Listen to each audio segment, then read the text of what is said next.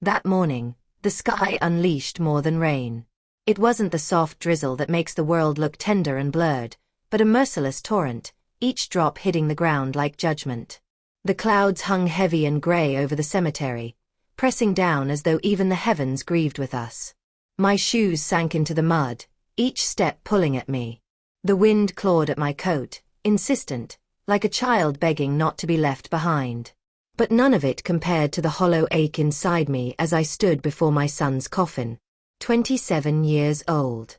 My only child. My Daniel. The priest's words dissolved in the storm.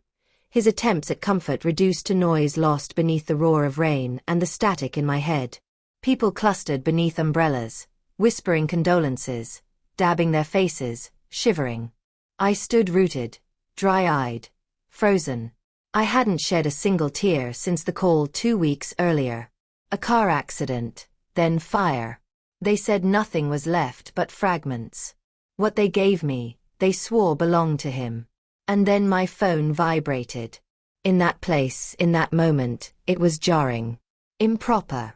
Still, I reached into my pocket and pulled it out, planning only to silence it.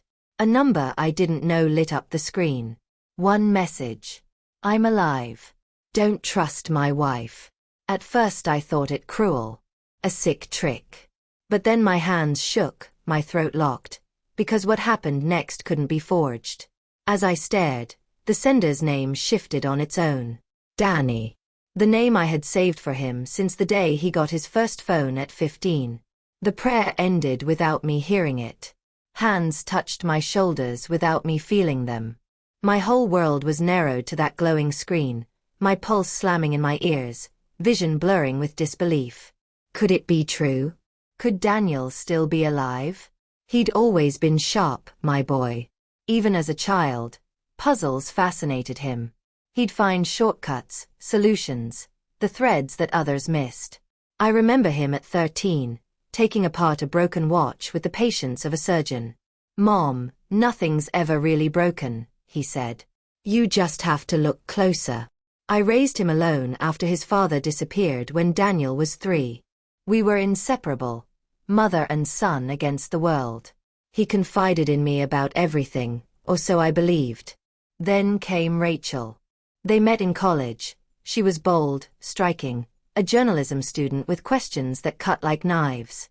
I'll never forget our first dinner together. Red lipstick that looked more like a weapon than an accessory.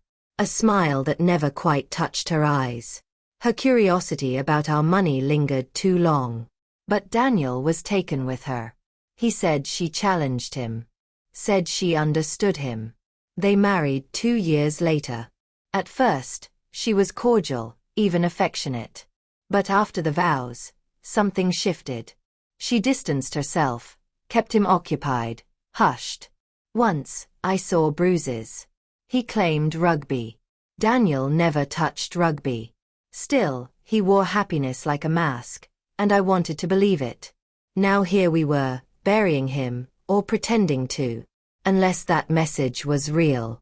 I couldn't react there, not in front of everyone. Too many eyes, too many mourners. Rachel wept into my shoulder during the eulogy, streaking my coat with her mascara, black marks like poison ink. I stood stiff and hollow while the words on my phone burned into me. When the burial ended, I feigned weakness, clutching my chest, asking my friend Linda to drive me home.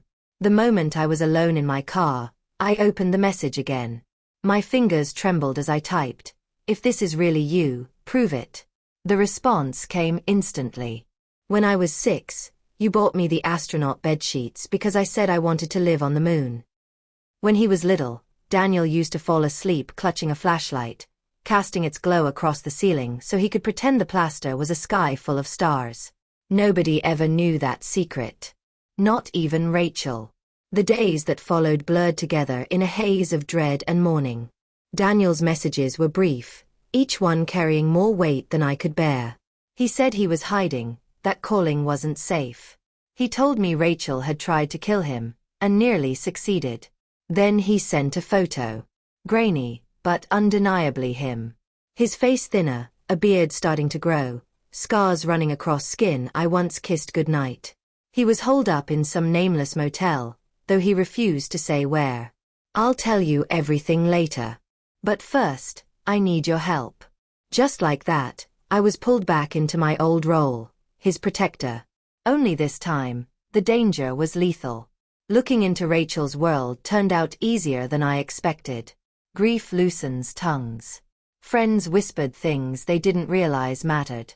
Stories of money issues, late nights, strange phone calls. One of her colleagues let slip that just 3 months before the crash, she had raised Daniel's life insurance policy by $500,000. Then came the police report. At first, investigators suspected foul play. The brake lines on Daniel's car had been cut. But Rachel swooped in with explanations. She painted him as distracted, reckless, depressed. Soon the case was stamped accident and shelved.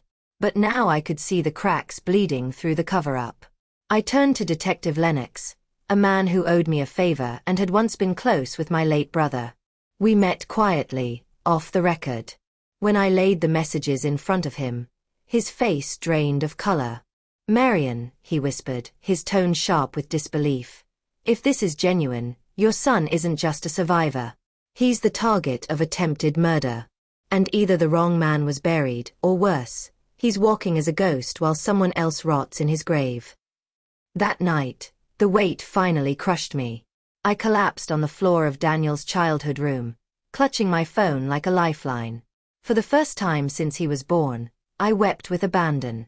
Images surged back, his first steps, scraped knees, late-night cocoa when he couldn't sleep, his nervous smile before prom.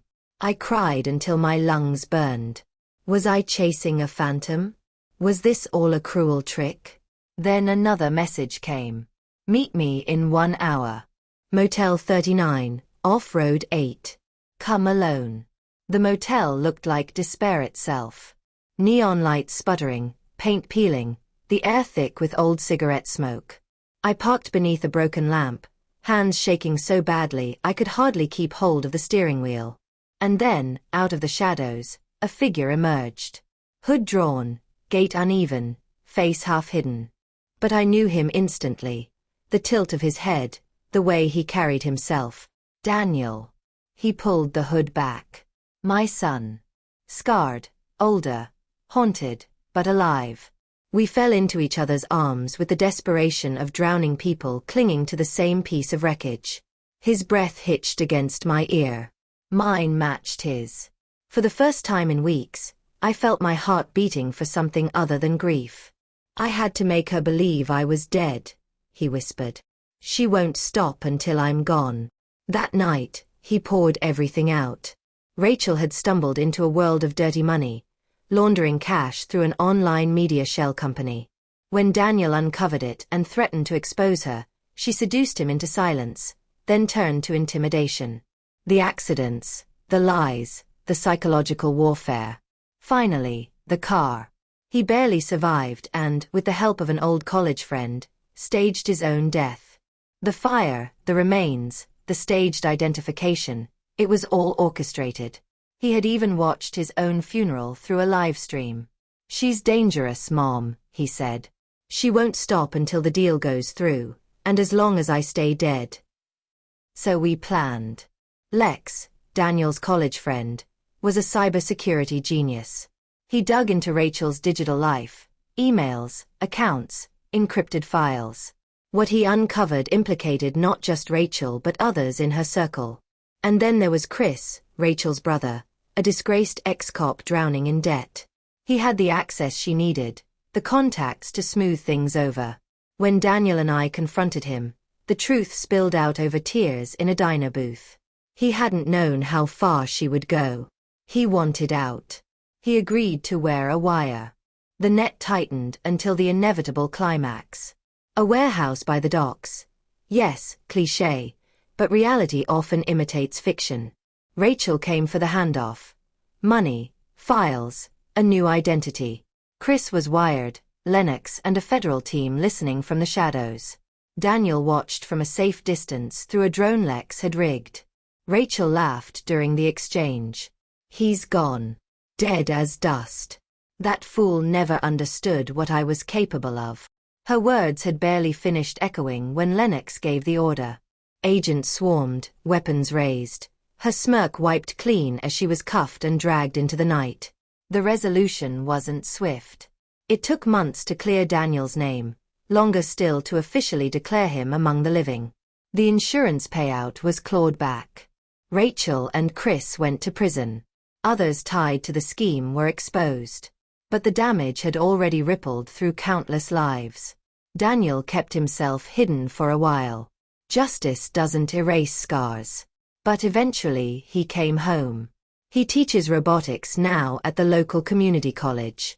He laughs more freely, clings to hugs a little longer.